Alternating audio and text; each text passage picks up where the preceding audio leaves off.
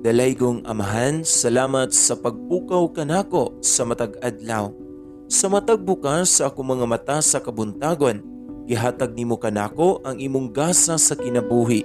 Tinuyugan sa bag-ong paglaom, o grasya nga nakita pa nako ang pagsubang sa adlaw. Sa dili pa nako sugdan ang akong adlaw sa panikay-sikay, pasaylua in taon ako.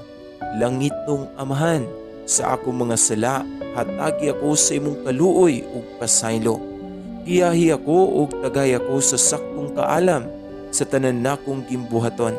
Iiway ako sa kasakit ug kasamok.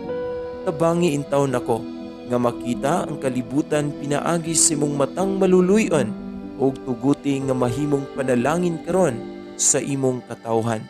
Tuktuka ang ilang dughan ug buligi sa imong gugma ug grasya.